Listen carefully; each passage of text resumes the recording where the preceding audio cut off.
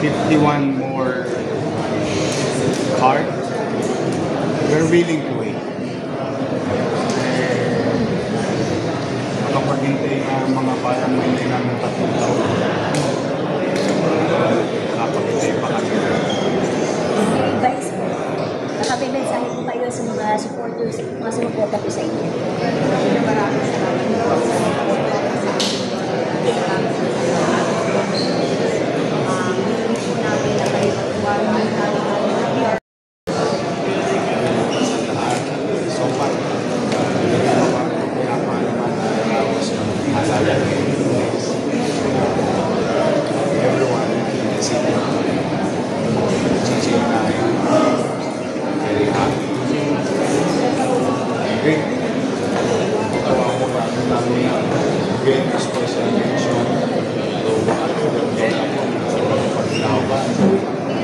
Talagang pinakyat pa nila yung mga report sa amin. Yung balotang na nilutokan nila, pinakyat pa nila sa 3rd floor, sa 2nd floor. Thank you very much, mga batang Manila. Thank you very much, mga owner, thank you very much. Mulat kami.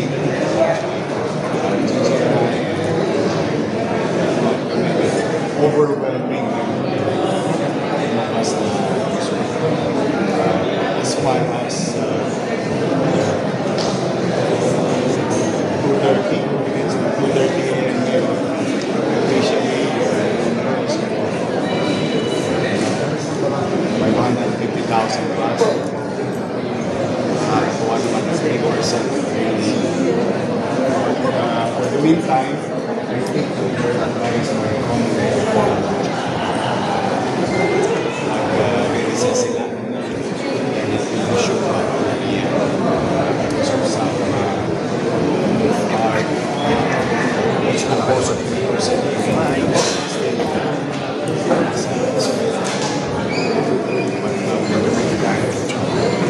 Maraming salamat.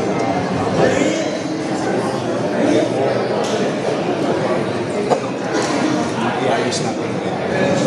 We're very optimistic. We have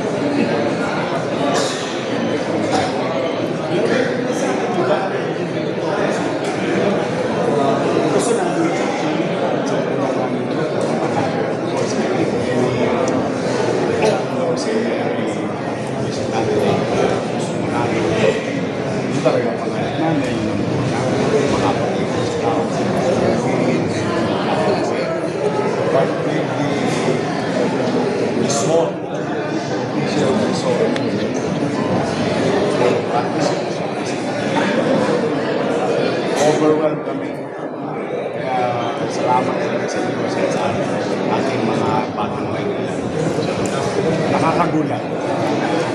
And overwhelmed kami sa shock. But we really appreciate it. Malaking challenge because there's a great mandate given to us, JJ and I, and most of our group, I think 80%.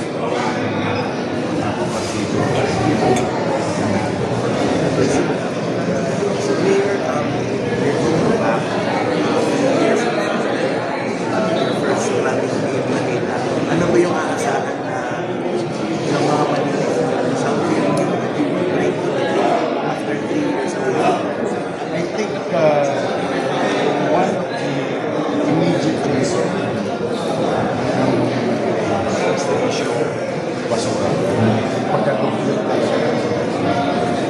and the criminality happening with the result of the election and issues raised during the campaign. I think you immediately kailangan bigyan. Then again, like Gigi, like your problem, that's the fact. We will continue to pursue the concept of NBN being housing, education, healthcare, and jobs. But initially, about clean for the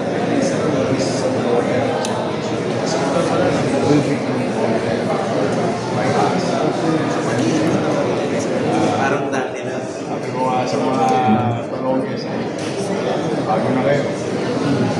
Talagang, it's alright.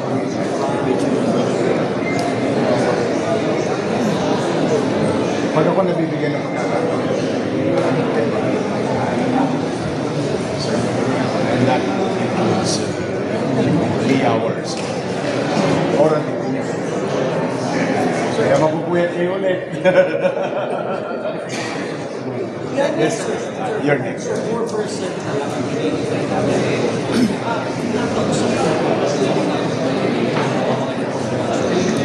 Well, but I don't know. I don't know kung kayo ang sumulat. We saw some news that Mr. Bersosa proceeded. But the other one, Willing kayo makipag-usap sa because at the end of the day, taga Maynila sila, di ba? Magiging mamamayan ko sila. Then, as I've been doing, committed to sa Maynila, pantay-pantay. So, they're still members of the community, and we are, Gigi and I, the entire which great majority members of the city council. Thanks again, people very willing to serve. So, yung pagkakabati-bati, I think, una-una munang panawagan sa buong eleksyon, yung mga nagkontrapartido, magkakapit ng kilo, bati-bati na po kayo. Tapos sa buong nagpasya na ang taong bayan. Binigyan tayo. So, panawagan ko na lang sa mga magbati-bati na po tayo mag-iwaywag. At the end of the day, tayo rin ang Yun yung mga alas 10 pala ng gabi, alamin natin na landslide po kayo. Pero gusto ko na tuloy yung proklamasyon at ngayong gabi, anong tumatakbo sa isip ko ninyo? Eh, siyempre, excited kami magproklama. I think kahit sinong kandidatong tumatakbo sa office, excited magproklama. And especially, if it is highly improbable, if I may borrow that term, coming from the commission, medyo wala na. But then again, following rules and following instructions, it seems so far okay naman.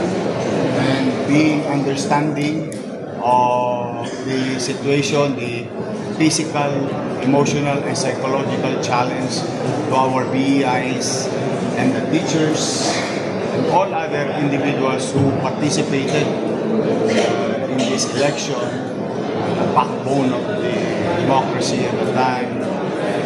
The election is going on 4 a.m.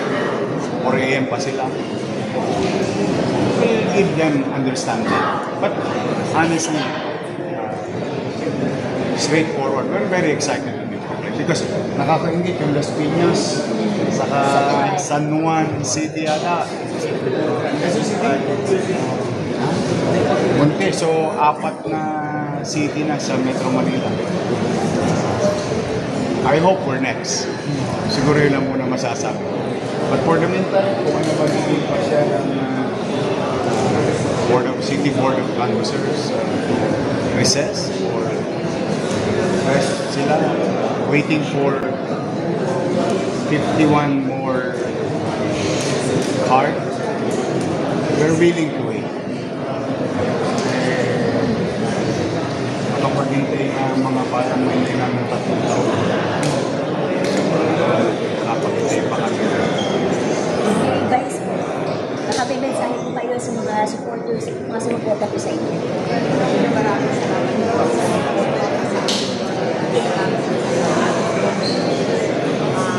po namin na kayo magtuwala na your organ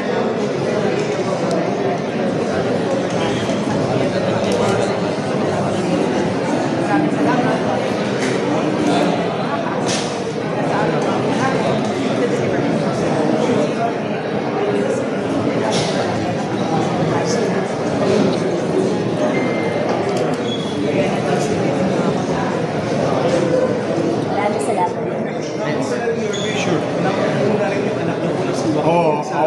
Yung mga taga-tondo.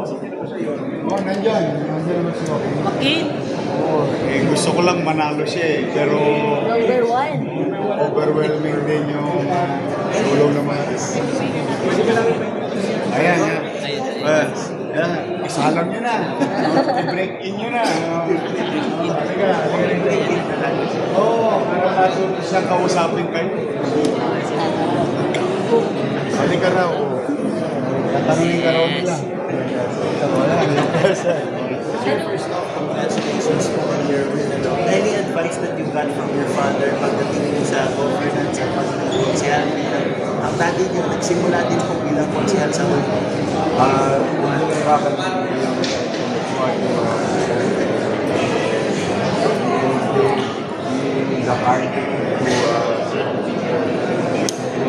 hindi mo mahal yung ginagawa mo, hindi mo pa pumipiliin yung pag-ibig sa tao.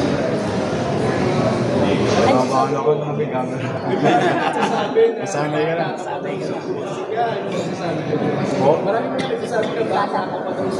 Opo, bata naman po talaga ako. I amin ito po yun. And sa lahat po nagsasabi dyan na baka wala akong magagawa, ganun. But don't worry po, sa edad ko, sa paglilingkod, wala yun sa edad. It's really in the end of the day, it's your heart and your passion to strive to do better for the people. And kasi yung tipong, yung you want to make them feel something, yung nakaangat sa buhay nila. And not yung pwede na lang yan. Let's stop with the pwede na lang yan. Dapat much better. We give it to them because matagal na silang hindi nabibigyan ng tama. English lang siya. Pero pag Tagalog eh. Okay. Okay, again, pero let me, one more time thank each and every one of you, our partners in media who really being vigilant in the last 45 days in the city of Manila. Dahil sa inyo, marami kayo nabantayan, maraming mga young individual, hindi siguro nila nagawa yun sa mga nagawa nila. So I would like to thank each and every one. And of course, our vloggers, our talapok talaga yan. Vlogger. Abunado pa sa akin yan. Gusto ko rin sila pasalamatan. Yung mga supporters natin, leaders natin, sorry. Gusto ko rin pasalamatan yung mga kababaihan ng Manila, mga kabakan ng Manila, at siyempre yung ating mga minamahal ng kaagapay. Lahat ng volunteers, individuals, organization, maraming salamat sa inyo. And I hope supporting me will not stop because tapos na yung election. Again, meeting ko, Chiche and I, the entire group, we cannot do it alone. We need everybody's participation. People of Manila, we need you. Of course, it is our city. It is our community. Walang magmamalasakit dito kundi tayo rin magmamatan. So, I hope in the coming weeks, come and join us. Let's rebuild to have a better place for us maybe, but definitely let's do this for the next generation. Muli, maraming salamat. God first.